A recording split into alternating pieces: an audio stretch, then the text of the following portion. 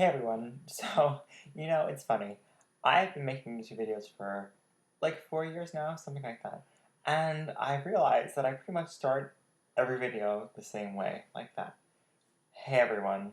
And I think it's because I assume the same people are watching my videos, my audience, however big or small it may be. I assume that it's the same people and that they know who I am. But the other day I had an experience where I was emailing someone I had never spoken to before, and they said, "Oh, I know who you are. I've seen your videos." And I had no idea who they were prior to that email. And it kind of threw me for a loop because, it kind of reminded me that maybe people do watch these videos sometimes, and maybe I don't know everyone that watches these videos like I think I do.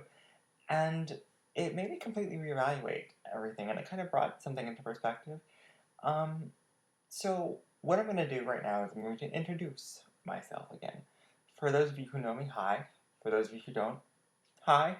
Um, I'm Kyle, and I'm 22, and I'm going to school for public relations. That's kind of like the baseline, like the punchline of my life, right?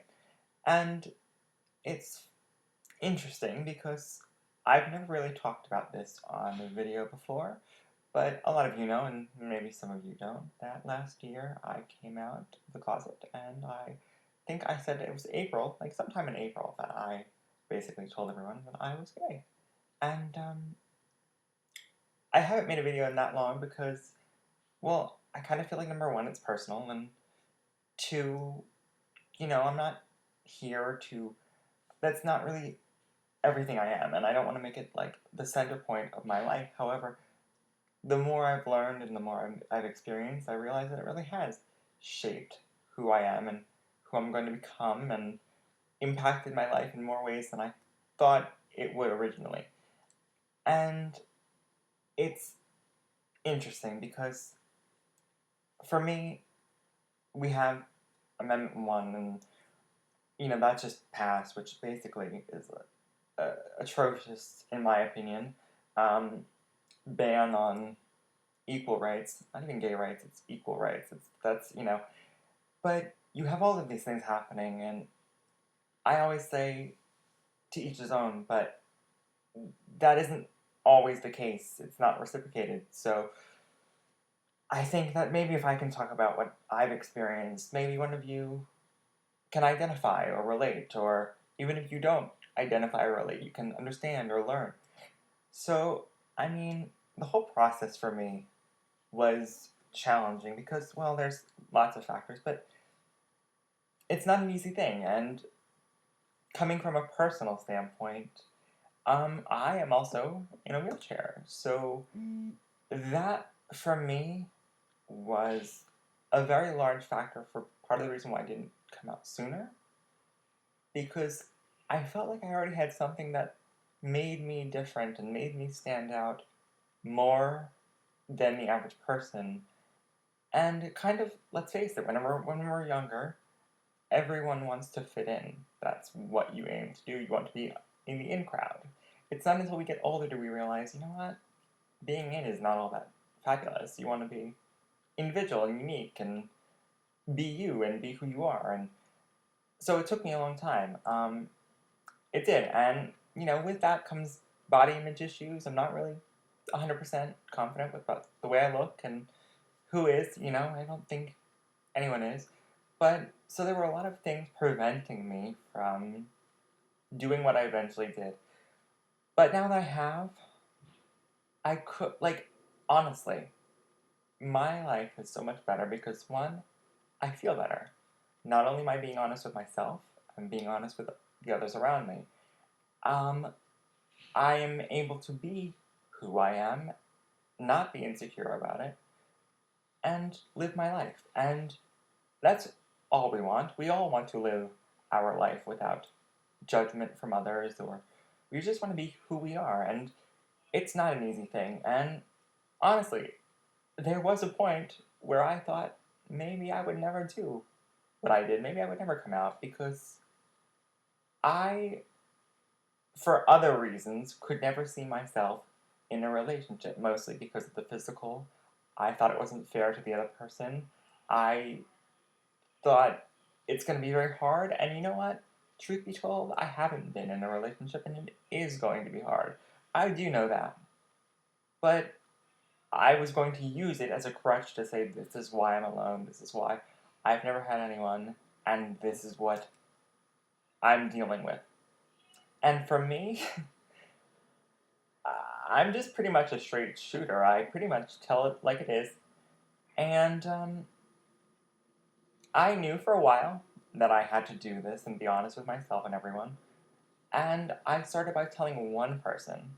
I told someone that I didn't even know very well at the time.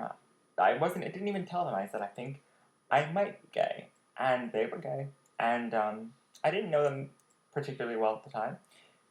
But for some reason, I felt like I could trust them. So I opened up to them, and that was one person, and they knew for a long time before anyone else. And then I said, you know what? I did it once, and I didn't face rejection, and I didn't, he's not out there blabbing it to the world, and nothing bad came of it. And I knew I had to do it sooner or later for me. So it took me another year to but I finally woke up one day. I literally, I woke up one day and I said, I can't do this anymore. I can't do this anymore. I have to tell people. From that day forward, it took me about 2 weeks to get up the courage to tell my mother. And that was the first thing I wanted to do was tell my parents, because I feel like I know people who their parents found out through other people, or their parents found out, through other means, and I don't feel like that was the right way to do things. So the first thing I did was tell my mom, and I didn't really know when the right time was, or if there was going to be a right time. So we were actually, my mom and a close family friend of both of ours, we were in the car on our way back from the mall, and I basically said, so I have a question. If I told you I was gay, would you be okay with that? Now, word of advice, I wouldn't necessarily recommend or advise doing that at 70 miles an hour on the expressway. But at the time, it seemed like a good idea. So I did, and, I'm not going to say my mom had the best reaction, because she didn't. And she said things I'm sure she doesn't mean, or didn't mean at the time. And I'm not going to repeat them because they don't bear repeating. But eventually, she did get past it, and we're talking now, we're speaking now. She, when I go on a date, she asks, who are you going on a date with? What's his name? Blah, blah, blah. So, it's better. I think there's work to be done. I don't think she's anywhere near where I would like her to be. But she's trying, and my dad, who I thought would take it completely horribly, took it actually better than my mom did, and I was shocked. And my dad found out, and he said, I want to go to dinner, because my parents are divorced, so I wasn't living with him at the time, now I am, and I want to go to dinner, and I want to talk about this. And I have to tell you, that dinner was the most terrifying moment of my life to this point. I didn't know what he was going to say, didn't know what he was going to do, nothing. And he just basically, we sat there and he said, talk to me. How did you know? Why are why is this the right time? Why now? That sort of thing. And he asked every question you can imagine. Every question you can imagine. Every question. And I was candid enough to answer them. So it went on for about 3 hours, and, I cried, and I don't remember if he cried because I was crying, but at the end of the day, it all came out okay. It really did, and not everyone has that experience. I had a really relatively easy experience, I think, but it isn't an easy thing, and anyone who tells you it's easy is lying. It's not easy, because you have to be in the right frame of mind for you. But the one thing I did learn is never have expectations of people, because sometimes people will react in ways that you don't expect. People that you expect to not care do care, and people that you expect to be horrified and mortified are completely accepting. So, if you're going through this and if you're dealing with this, don't have any predetermined expectations. When I was dealing with it, I had a moment where I said, you know what? I'm prepared to lose everyone in my life. Every single person I'm prepared to lose, because I am who I am, and if they can't accept that, then they can go. I'm not going to be mad. I'm not going to be angry. I'm not going to be upset. I'm going to let them go. Because if they can't accept me for who I am, then there's nothing I can do about that. And that took a lot. And I was prepared to be kicked out of my house. I was prepared to be living with strangers, people, friends. I was prepared to do what I had to do because I knew that being honest with myself was worth it in the end. And I couldn't be happier. Now, it's been a year. I've had experiences, I've gone on dates, and it's really helped me grow and mature to be a person that I like. Now, I'm not 100%.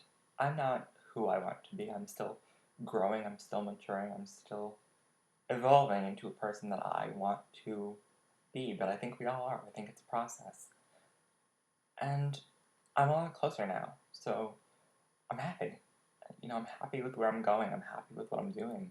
And I think that's all that matters at the end of the day. So, if you're going through this, I know it's not easy, and try opening up to one person. Just one. Start with one because it gets easier from there. And, look for inspiration from other places. My example for that, Michael Buckley from What the Buck. I remember the first day I came out. I wrote him a DM on Twitter, and I said, I just want to thank you because you helped me so much. I can't express how much, oh God, I'm gonna cry, how much people like him on YouTube. There's Will and RJ, and I don't remember his username right now, but I'm gonna link him in. There's people on YouTube that, that alone helped me. And it, you never know who you're going to help or who's going to help you or how they're going to help you. But just people like that. God, Michael Buckley, he just did so much for me. He didn't even realize. Okay, anyway. Talk to someone. If you don't know them, talk to them. If you know them, talk to them. If you feel like they can help you, talk to them. That's all there is to it.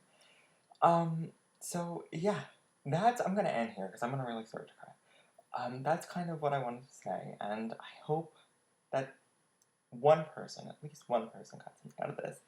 And I'll talk to you soon. Okay, bye everyone.